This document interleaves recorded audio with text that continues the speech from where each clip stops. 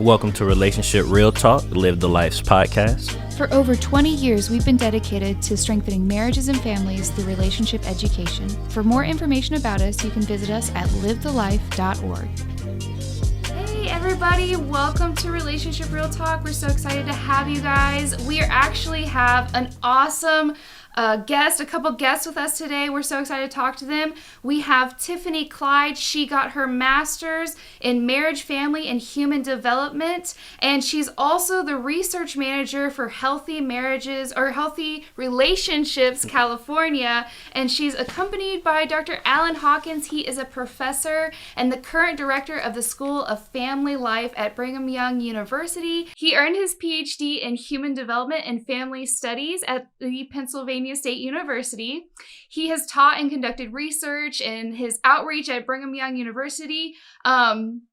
Since 1990, he is focused on educational and policy interventions to help couples form and sustain healthy relationships and enduring marriages. And he's also served as the chair of the Utah Marriage Commission. So welcome, Tiffany and Dr. Hawkins. Welcome. We're so excited to have you guys with us today. Thanks for having us. Yeah. We're excited to be here. Awesome. Nice to have you. Yeah. So why don't you start us out, Alfonso? All right, we're going to go ahead and start off. In reference to the article, Revising Premarital Relationship Interventions for the Next Generation, can you name and explain the 4 social trends you have found that impacts this generation's view of marriage? Yes, we identified 4. The first trend was just individualism. And this is focusing on a younger generation who has grown up with more opportunities to pursue things such as travel, education, careers.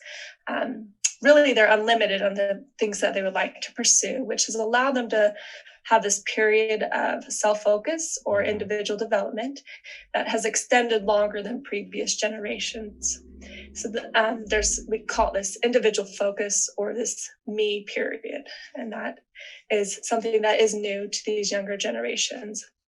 We've also identified another trend that is this of ambivalence towards marriage and the meaning of marriage, where it has really changed for younger generations.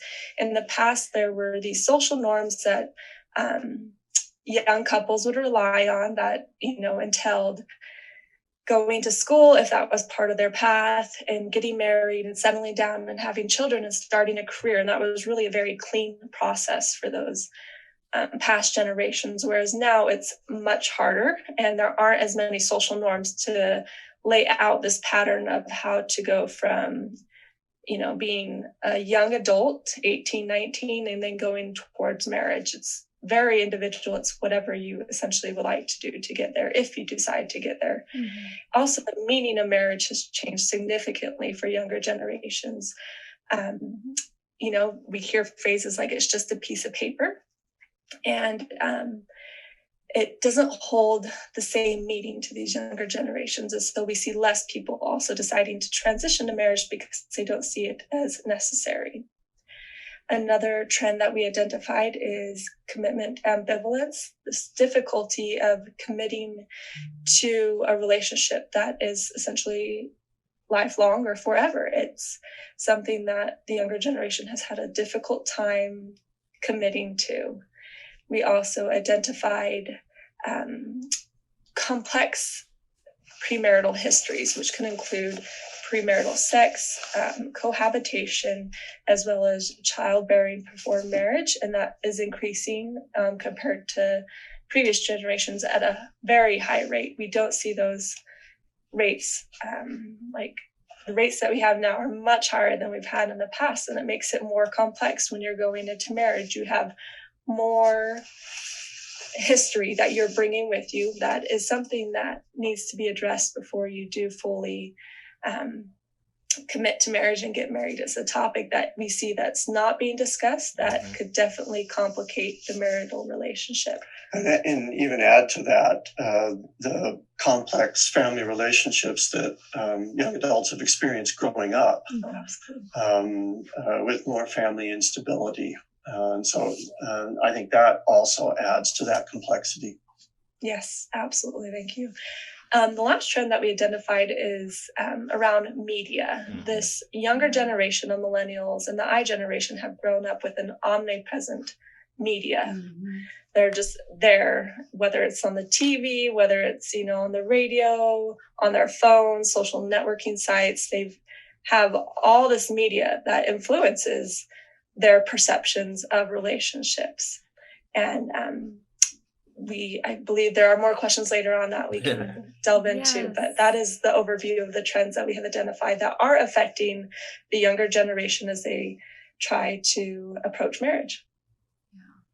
And with that, just especially in the time that we're in, the younger generation, can you just expand on the media aspect of it just a little bit before we go dive deeper into it? Yeah, absolutely. So compared to past generations, there are social networking sites that, our parents and our grandparents never experienced when they came into the dating relationship. Platforms such as Instagram and Facebook have allowed younger generations to stay in touch with, previous partners or even friendships that they developed at a younger age, as well as given them this perception of what relationships should look like. So we've heard the term couple goals, and that typically looks like, a well-tanned, a picture-perfect, very fit couple that is on a vacation and lives in a lovely, lovely house. And that's what we refer to as couple goals when we see that on the internet. But real couple goals would entail things like being a safe place for your partner, a place where you can truly connect and have an intimate relationship and grow together. And you don't see that on these social networking sites. What you see is this picture that looks perfect. It looks like they're happy, but it's not showing what the real relationship looks like. So when younger generations are using these platforms to, for entertainment or just to stay connected, it changes their perception of what a relationship should look like. And if their relationship doesn't look like that, it could lead to questions about whether this is a good relationship, whether it's successful, whether it's something I want to stay in. It can bring up doubts. And so that's one aspect of media. And then we have television, and television has always had aspects of unhealthy relationships from a time, but we've had this big increase in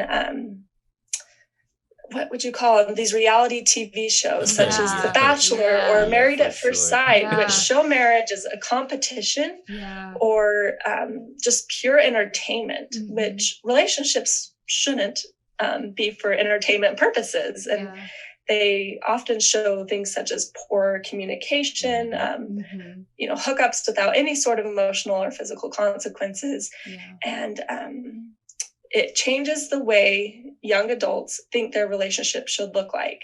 And so when they're in their marriage or in their relationship and it's not functioning the way they think it should, because of this distorted expectation of marriage, when problems arise, they often either don't know how to address it or leave. And then there's also pornography. Pornography use has been on the rise, especially because the internet has increased access to it. And pornography definitely influences the way the couple thinks about their sexual relationship. Pornography does not show intimacy. It does not show the true connection that you can have in a relationship. And so when you consume pornography, it changes your idea of what a sexual relationship should look like. So the media has been very present in shaping what young adults think their relationship should look like. And it's hard when there is this big difference between what it really is and what they expect it to be. Yeah, that's really good. And part of the beginning of your article, you talk about how a lot of couples today enter marriage and they have a low level of satisfaction even in the beginning of their marriage. So can you talk a little bit to why that is? Yeah, the data out there suggests that as many as a quarter of couples when they marry start out at a fairly low level of quality and satisfaction in the relationship, which seems a bit strange. You would think that early on that they were pulled together into marriage by a real high quality of the relationship. But we think that's primarily a function of what marriage scholar Scott Stanley has called this sliding versus deciding process of getting into marriage, where particularly pulled with high levels of cohabitation, there are things within cohabitation that oddly enough tend to trap you in the relationship, and sort of point you in a particular direction without you really knowing it. And the concept then is that we have this tendency to kind of slide towards marriage or slide through that transition, because it seems like that was kind of the direction we were headed, or at least one person was headed that direction and kind of pulls the other one along. And you just kind of end up there without having, made some very strong, firm decisions about that. And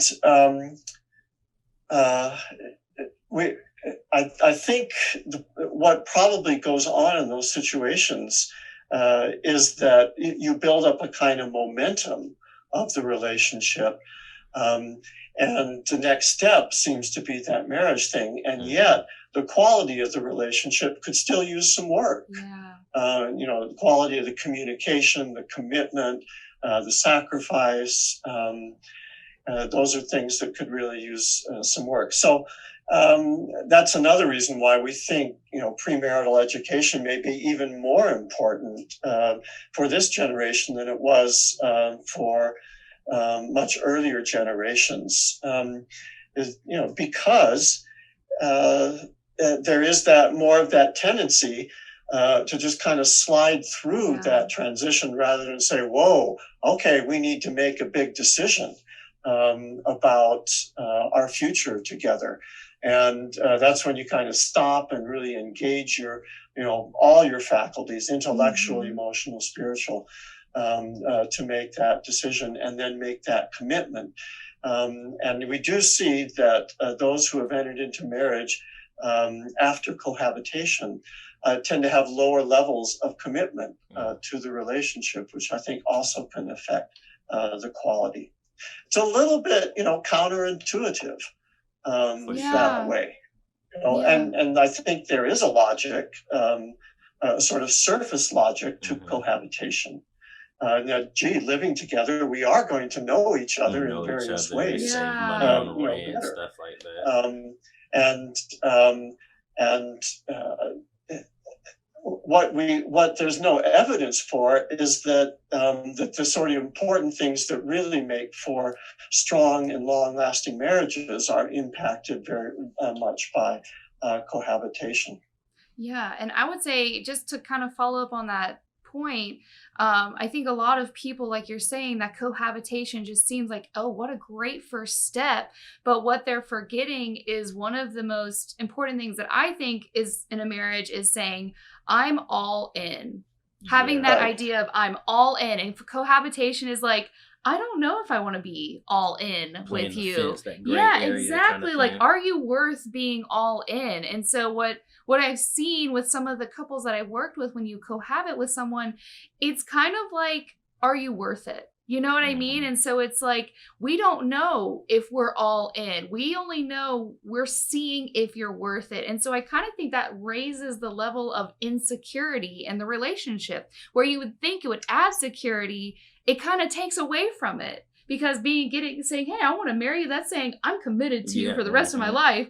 But saying I want to move in with you is like, I don't know about you, Yeah, it's like I'm trying to figure it out. I hadn't thought about it that way, Ashley, but I agree with you. There's different messages being sent. There's I like you, but I'm not sure about you, versus I'm all over you. And just from conversations I've heard, like, lock the door and throw away the key. I'm all in. And even conversations that I've heard different from messages. Absolutely. Absolutely. Hitting it right on point. With even conversations I've heard with a lot of my friends, like it's almost like a feel out process but you're jumping so many steps until then. You know, you want to see, okay, how do they live? How do they react to certain things? You try to put, you know, the flame to it and add pressure to it to see, when all you have to do is communicate. And if you communicate through all of that, you would learn all of that about a person. But nowadays we so rushing into things. Well, and again, I think that's one of the counterintuitive things about cohabitation. In cohabitation, you think, well, gee, you're spending more time together. You would be talking more and communicating more effectively. But the research actually shows, you know, the opposite. And when you're not living together, and when you're not in a, you know, this kind of daily sexual relationship with each other, you have to find other ways to assess the relationship. And what do we call that? We call that communication. Absolutely. Yes. So would you in a different way that seems to be actually a better preparation for marriage than does the actual living together part. So the main goal is to... We were thinking that premarital education needs to change in that way, that it's not what it used to be, that it's now allowing couples to communicate about these things that are going to affect their marriage. It's not just here to educate you on what makes a marriage work. It's here to educate you on the things that you need to address as a couple. These trends that most couples experience or go through, so your marriage can be successful before you actually commit to marriage. Definitely. And the goal is to get, you know, people into premarital programs. So would you say the lack of research on premarital education is due to the lack of funding? You know, actually, I've thought a bit about that. You know, to some extent, there is important work going on in premarital education that is funded through some government sources. If you think about one of the real targets out there are unmarried cohabiting couples who are new parents. And many of those couples are thinking about marriage. They have that goal, that aspiration, or they're certainly thinking about it and want it to happen. They want to give their children that stable life. Many of them did not have that. And so in that sense, that is a kind of premarital education. It's just kind of not the formal kind with formally engaged couples. But I think the biggest reason is not a funding sort of thing. I think it's just the idea of premarital education is just sort of fallen off the table. Again, with cohabitation, I think we basically think about cohabitation as people would say, a more effective way, you know, to learn about each other, even though the research doesn't confirm that. So I think it's really more of a cultural issue. And we need to help dating couples get a sense of, when you're ready to make that commitment, there's some other things that we really got to talk about and focus about, and skills we need to work on, and things that aren't particularly, helped by just living together. You know, that's the message I think that we need to get out there culturally. I think that's such a great point. Oh, sorry, you're good. Go ahead, add to it. Yeah, I was just going to add that Alan and I were discussing earlier, Dr. Hawkins, about how the younger generation is actually more open to things such as premarital education. While there is a lot of ambivalence about commitment and marriage, they're very invested in making a marriage work. And so they're more open to counseling and to premarital education and all these resources that can help them be successful. We just need to, bridge that cultural gap so that they can get these resources and have the success they want.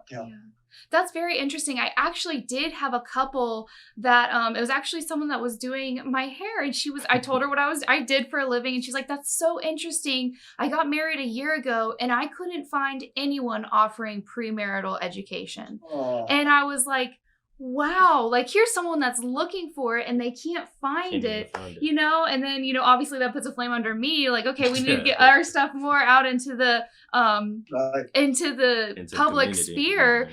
But even just to the point that you were making, Dr. Hawkins, about how basically people cohabiting are replacing that. They're saying our cohabitation is our premarital education. We don't need to go see someone. All I need to do is basically talk to this person, and you know what? That's going to be it. We're going to be good if we just live together, instead of saying, you know, there are actual people out there that know what they're doing, that have these educational topics, these skills, these tools that we can use. Like, why don't we go learn from them? So would you say maybe the what would be a bridge that we could bring those two things together? People looking and people looking for premarital education, people actually doing it. What's a good bridge there?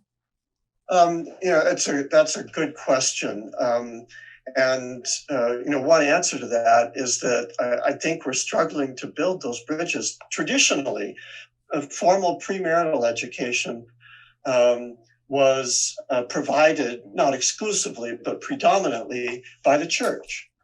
One of the things we know now is that young adults are usually in a kind of period of religious exploration. religious latency or something like that.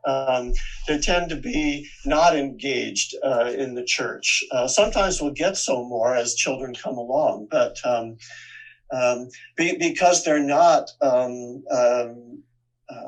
intricately involved with organized religion, then that natural bridge to pull them in. Still, most couples, I think, are still marrying with under religious auspices, but because they're not very well connected, they don't think about that opportunity, and the church isn't reaching out to get them that way. So that's a real challenge.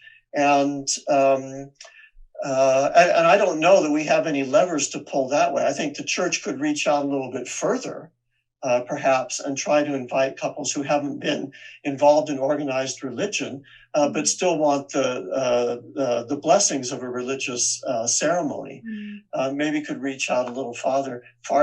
But I also think that the secular world has got to get more serious about this. We've got to find some, the local YMCA or I don't know, the local junior college. Those kind of sources out there can also be very valuable. And so we need to develop these premarital programs that fit into those other kinds of institutions that can reach out to where young adults are. Mm-hmm. We also think that just given that the younger generation is a little bit more media savvy, meeting them online is a way that we can definitely get those resources out there in a way that is very tailored for them, ones that they're very familiar with, very comfortable with, and definitely increases our capacity to reach more young adults. Yeah, for sure. Another thing I'd put in there, just popped into my mind, is we've got to remember that in the United States, about almost half of marriages involve someone who's been previously married. Or both. And so that's another issue to think about.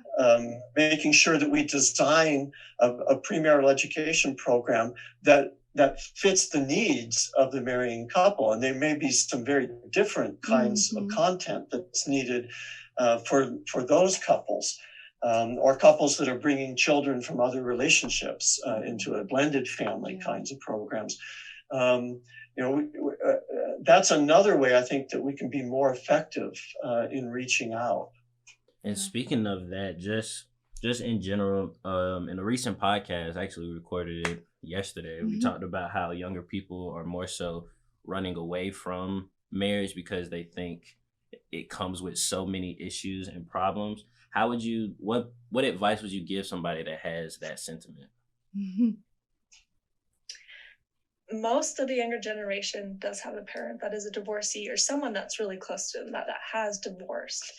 And our advice to them is to seek out these premarital education opportunities. The best thing that you can do to make sure that your marriage is successful is invest in it, and invest in it early. Address these things that could lead to problems in the marriage.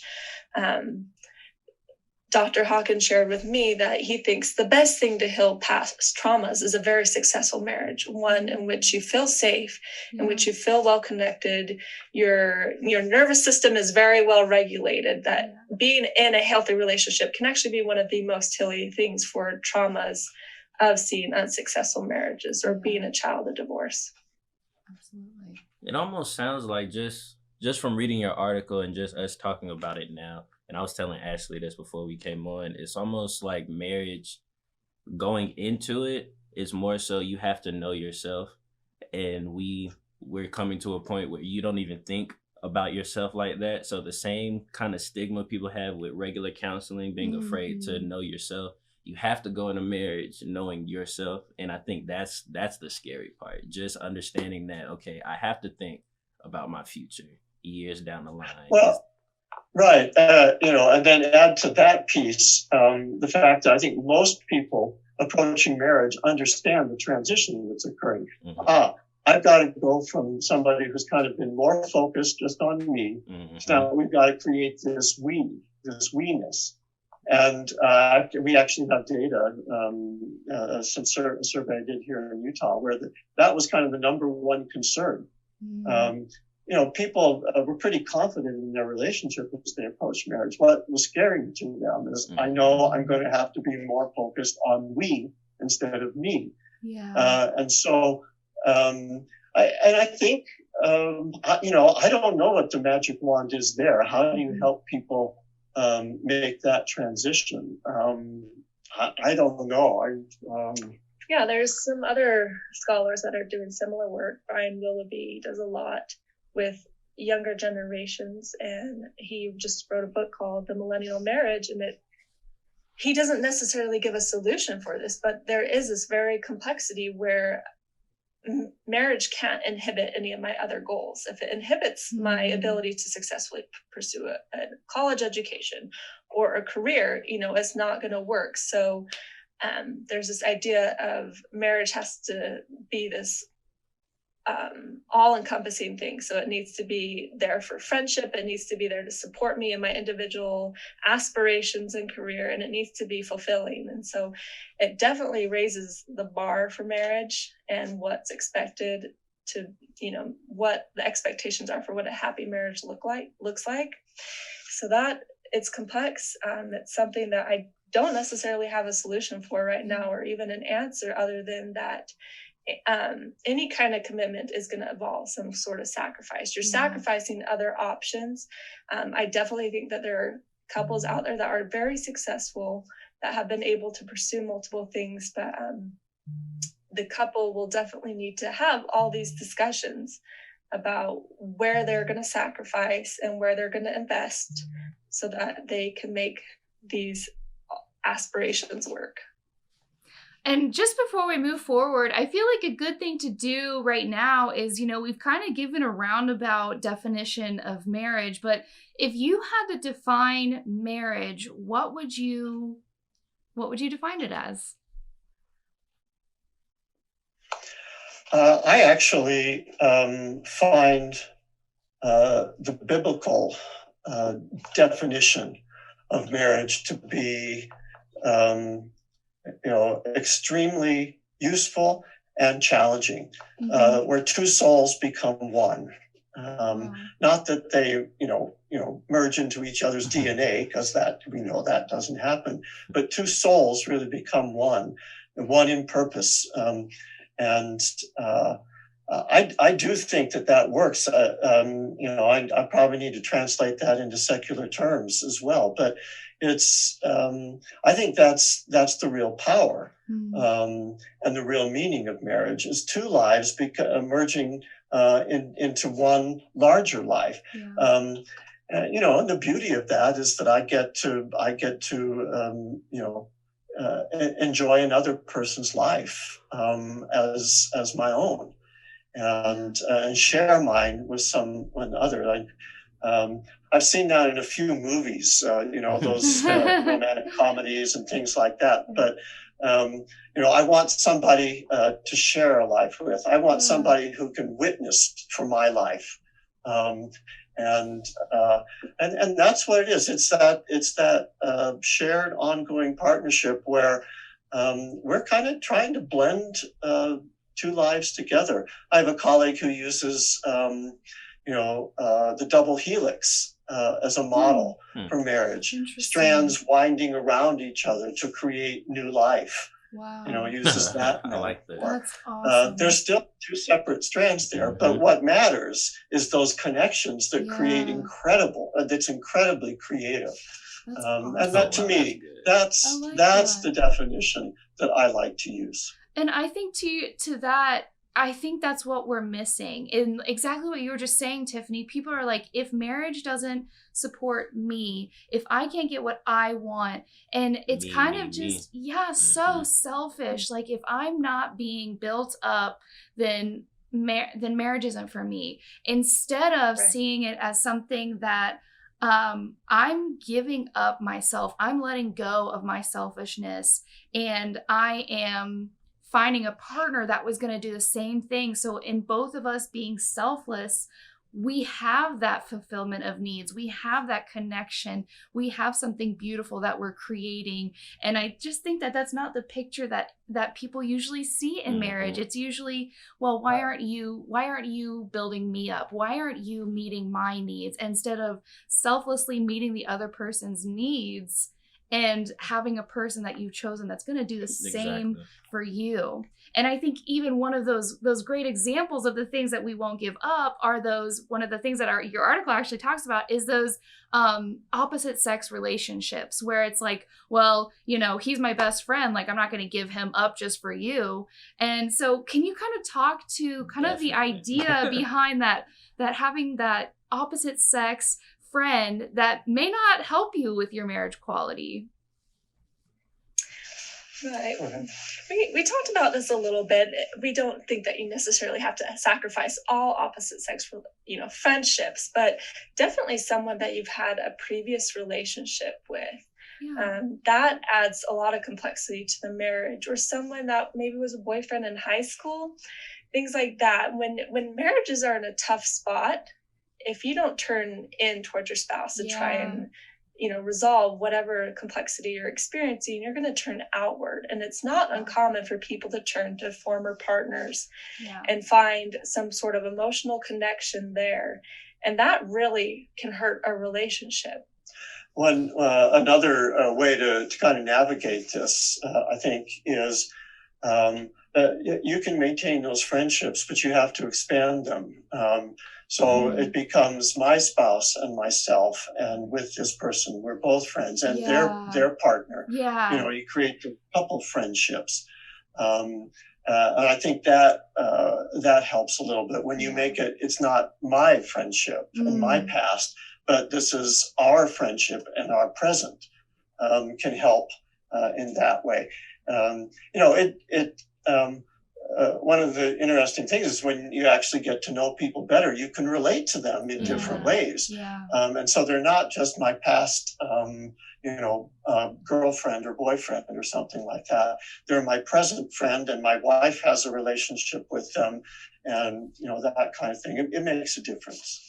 Yeah, absolutely. And it's funny, I'm actually on relationship TikTok, which is like crazy. Like, of course I am. But like, I keep seeing these really cool things where this guy is talking about how the importance of specialness in a relationship. So if he has news, he doesn't want to just be telling it to any random friend. He wants it to be his wife is the one that he tells first, and she knows, and it's something special that that creates connection, that specialness of only I'm telling you, and I'm telling you first, and like having that connection. And it's just really cool, like that concept of like, because a lot of times people are like, oh, what does it matter? Like, why do you care if I told someone else first? And it's kind of just like, no, put that aside and value that person. Yeah, exactly. And making sure they know you're the top person in my life. I prioritize you. You are special to me.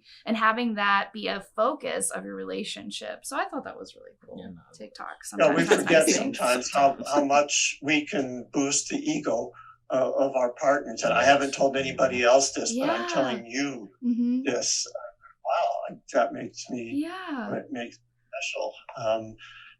Those are hard things to learn. I think we learn those things, by trial and error over time. Sometimes we can't be experts on day one. Yeah.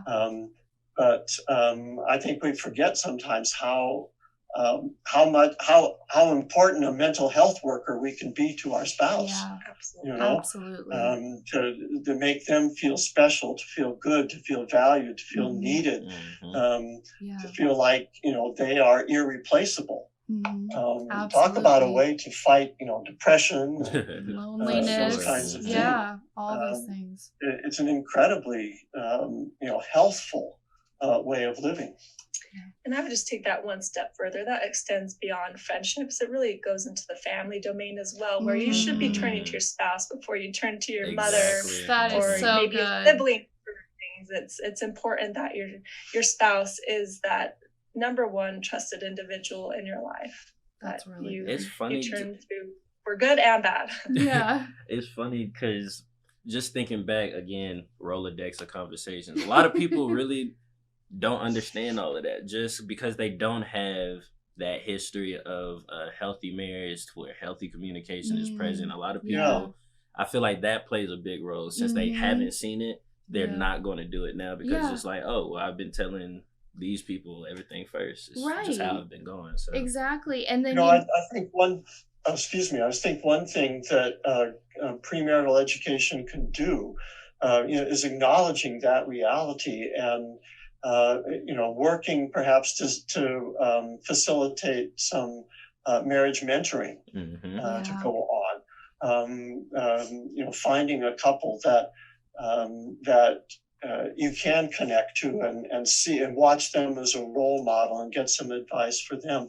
Yeah, because socialization growing up is a real powerful way to learn. And if we haven't seen it, and indeed in some neighborhoods, it's not just your family, it's almost every family.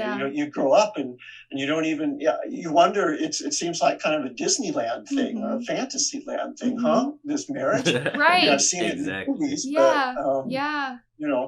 and so trying to make it real is something I think premarital education can do. And I wonder if marriage mentoring might be a really good way to do that. And I love that you said that because I was actually going through your inventory of things that you should make sure are in your premarital education. And it was really cool because I saw a lot of the stuff that you have in our premarital Start Smart. And then there was a couple things that were missing. So it's really cool because we're able to change and update and stuff. So I was like, oh, that's something we need to add. But the cool thing that we do with ours is, they go through a whole inventory and then they have that one-on-one mentoring with a couple and they go through their inventory. And then at the end of their sessions, there's 5 sessions, they sign something that says, before we even talk to Laura, before we separate, we're going to talk to you before we do anything with our marriage. And so, my parents who have been doing this for 20 years, they haven't had one couple that has gone through premarital with them that when they came back to them has gotten divorced. So if they actually came back, actually talked through their issues with my parents, they have stayed together. And it's just been really cool to see that actually, work out. Exactly. So that's been really cool. So I'm both excited about the new stuff we can have in our inventory, and then also, okay, cool, we do have some of these things in there. That's really awesome. Yeah, woohoo. But also with that, so my next question is, this was a very staggering statistic for me. The approximately 90% of Americans have had premarital sex with an average of 5 sexual partners. How, with today's day and age, that's obviously something that people aren't really worried about, 90%. So how are you able to take that and correlate it with marital satisfaction, with happiness and healthiness in a marriage? What do you think is a compelling argument for that, premarital sex, and is it helpful to have beforehand? Is it bad? Is it bad? How does it correlate to marriage? Well, a few thoughts about that. One, we often talk about this term sexual compatibility, but as an actual empirical research concept, there isn't much behind that. We don't have a way of kind of profiling to get a sense of compatibility. And so it's more of an idea in our heads than something that researchers have found. Mm-hmm. The other thing about that is that this notion of compatibility is pretty what I call anti-developmental. It sort of puts the emphasis on the static situation of two static people who are just this way and will never change. When we know that that's not going to be the case. When we grow in lots of different ways, we change in different ways. Children come into the relationship, job loss, discrimination. I mean, you name it, all of these changes going on. And we think that's not going to affect, that sexual relationship. Of course it will. And so I think the notion of seeing if we are sexually compatible is it's a little bit of a myth. I have a colleague who talks about it this way: as a couple would say, we wouldn't think about marrying until we've tested our sexual compatibility, premaritally. And so she says, things like, what do you think the chances are that if you take the time to really get to know each other, to really fall in love, see that you have the same values, want the same things in life, make sacrifices for each other, do all these things. What are the chances that you're not going to have fireworks sex? Right, exactly. If particularly in that sense of absence makes the heart grow fonder, you can see how putting the emphasis on other things and actually building up some of that expectation can contribute to a more powerful and a deeper sexual relationship. And again, getting back to what I think you said earlier, Ashley, the sense of specialness. Now that's not what most people don't have that in their relationship now, but I think you can create that over time through a monogamous relationship.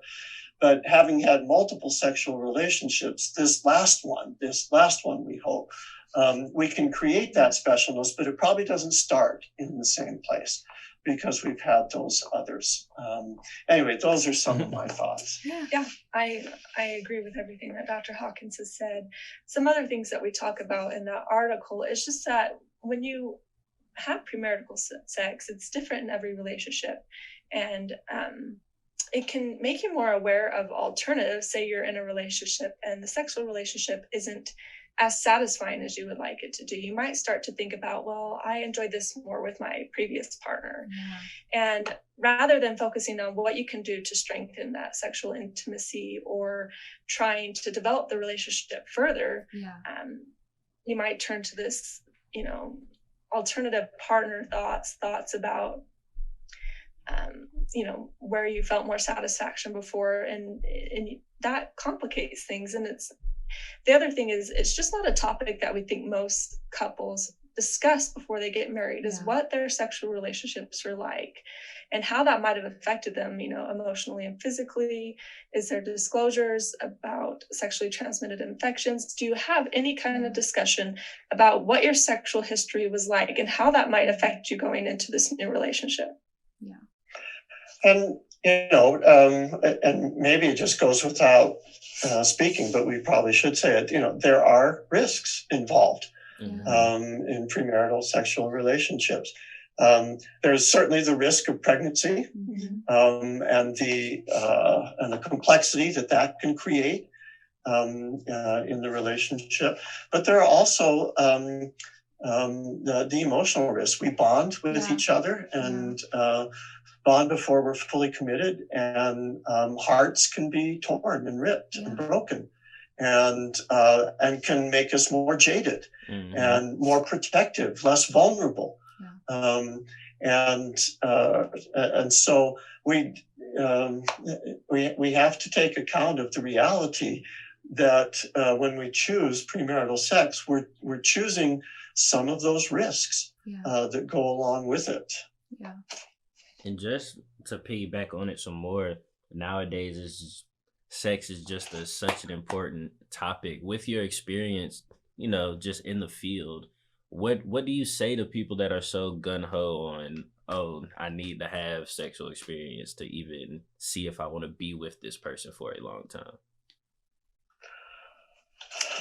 I think it goes back to this idea of thinking of sex as something that's stagnant, that doesn't change when there is so much research and just even someone sharing their experience with you that it's not. The intimacy and, just even the frequency of sex will change dramatically based off of life situations, whether it's illness, childbearing, whether it's a time where you're emotionally closer or less close. There is no stagnancy in the sexual relationship, and that it needs to be more than something that is just sexual intercourse. That sexual intimacy is so much more than, two bodies just coming together. It's an emotional connection. And in fact, even just broadening your definition of what sexual intimacy is can help a couple significantly. It does not always have to be intercourse. It can be, cuddling. It can be deep emotional conversations and connections.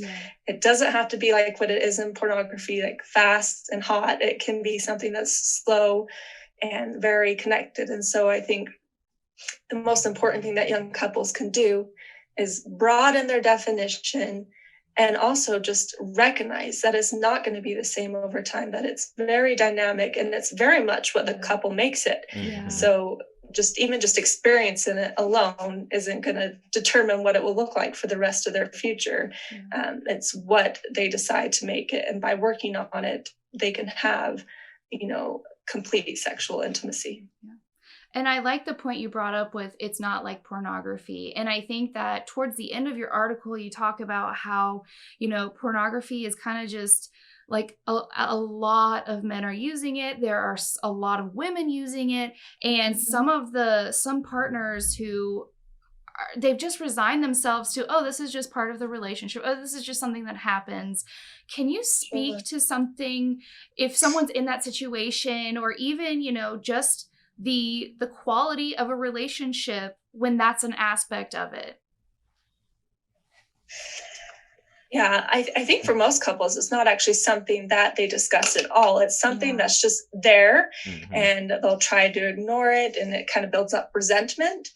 Or, it's there, it's in the open, and it's actually a very big conflict area for the couple.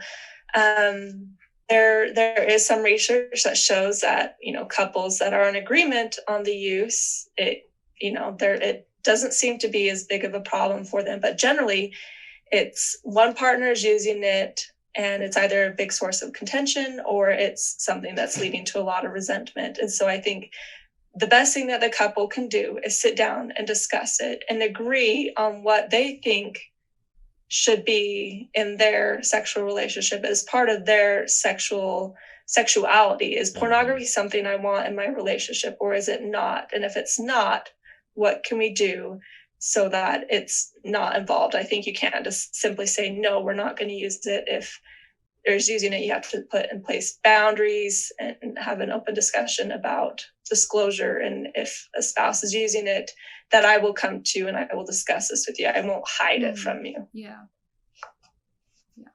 definitely. You want to do the last one? Yeah, sure. All right, so the last question.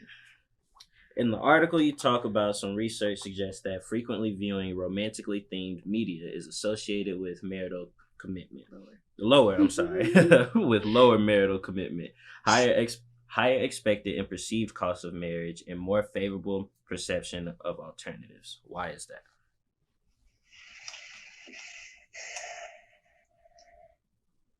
And in this part of the research, you definitely touched our hearts with some of the shows. Oh, yeah. New Girl, you got us. Red-handed. Red-handed, yeah. We're big fans. It's most people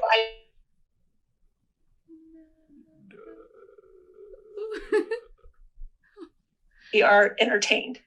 And we like to be entertained, and that does different things in our brains. And I think we are socialized to think about relationships without even realizing how it's affecting us or how it might be shaping these expectations. But it goes to this idea that we see hookups, and there are no consequences involved with that hookup. Right. You don't see, it's acting. It's not real. It's not what somebody would feel if they were to experience that. It doesn't show the reality of those situations. It's just actors that don't have this emotional piece involved when they're acting. Yeah. And so I think that's the biggest thing is there are so many shows that show poor communication and make it humorous. Oh, that's so true. But, the best education you can get in poor communication, is to turn on the TV and watch these comedies. It's in some sense, it's you can say, you could turn it on and say, here's what you shouldn't do. Yeah. Yeah. Right. It was actually a huge challenge for us to try and find shows where things are very depicted in what we would even consider closer to reality. Yeah. We were able to list a few shows where there are couples that are, when you look at them, such as Madam Secretary or This Is Us, you actually see couples that are working on a relationship. Yeah. And that's something that you need more. That's really the reality of a relationship. It's not this humorous, conflict. It's not this poor communication that you see in, the vast majority of shows and movies. It's this commitment to work on a relationship. And I've been very excited by when, such as Michelle and Barack Obama, when they discussed that they went to therapy together. When you have these, that was cool. It was so cool that when you have these positive public figures that come out and say, we had to work on our marriage. I think when you have those positive influences in the media, it does so much. And so I think we need more of that. And I think, I know that, it's this humorous stuff that sells. It's what makes people, when they're entertained, that's what draws them in. And that's what Hollywood needs to do. They need to sell their product, but we need more realistic portrayals of relationships. And so we need more couples who are public figures to come out that have worked on their marriage to discuss just how complex it is to make a marriage work, but just how rewarding it is too. So I think there's definitely a positive influence that media can have, and we would love to see that out there more. So it really just comes down to we have to watch and be mindful of what. At the end of the day. Yeah. And I don't know if you guys have seen Parenthood, but that's like one of my favorite shows because it is like such they're just like 4 siblings and they're married and they have like, it's just like real life and it's so good. I absolutely love that show. But I think to the point of, having more public figures, I think also in the relationship and marriage education field, a lot of the times we are the last ones to say we need help, and I think that's just good, us admitting like, hey, like we still need to do these tools and skills. We still need to go and be working on our own relationships. We don't have it all together. That's part of why we're doing this, because we need to be constantly reminded we need to do these skills. We need to do these tools. We need to have that investment into our relationship. So even just in the relationship and marriage education field, I think it's so important for us to say, we go to therapy. Especially on a day-to-day basis, teaching it, go home, you forget. Right, exactly. Oh, I taught it. I don't need to do it. Yeah, exactly. Mm-hmm. Yeah, there is so much value when you can come out, if you're in a marriage yourself, and say that I had to work on this to get where I am today. I had to invest so much into this, and that involved going through many challenges. But you can do it. Like it is possible. There are marriages that probably shouldn't work out, and those ones do lead to divorce. But there are so many marriages, and this is something that Dr. Hawkins has researched a lot, where there is regret after the divorce. There are things that spouses identified they could have worked harder on to make that marriage work. And I think that if we have more more openness about just how challenging but rewarding a marriage is, we can change that dialogue and that culture a little bit. Now that's something you don't hear often, the regret Yeah. side of it. Yeah. I haven't heard that. That's new. That's cool. That's crazy. Yeah, you should do a whole nother podcast on Great segue. We were literally about to say, yeah, if you guys want to come back and do another podcast, we'd love to get in more articles from you, do more, because honestly, yeah, like reading this was it's a lot. This was a great article. We absolutely loved it, and we'll definitely put the link to this article in the podcast bio. So, is there any other topics that we didn't touch on that you want to make sure we hit with the article? Well, seems like we covered quite a bit. I really think these kinds of educational podcasts can help people, can make a real difference, and so I think this is well worth our time. Yeah, absolutely. Yeah, the only thing I would add is just that what we're sharing is kind of an average. It's kind of it pulls down trends, and it's not necessarily everyone's unique experience. And so there is so much more nuance than what we're sharing, but these are trends that are affecting most, if not all, young adults in some form or way, and it can benefit everyone, even though you have very different circumstances based off of class, education, income, race, and things like that. These are all things that I think can benefit any relationship at whatever stage or whatever experience or history you're coming to the relationship with. And so that is just something that I think is important to touch, that everyone can have a good chance at success by addressing these topics. Absolutely. Well, thank you guys so much. We're so appreciative for you guys coming on. The article was awesome. We look forward to a future podcast with you. Oh, seriously? Yeah. Definitely trying to set that up. Yeah. I would love it, especially on the divorce. The regret part. Yeah, that's awesome. Yeah. Thank you. All right. Thank you. You have a good one. You have a good day.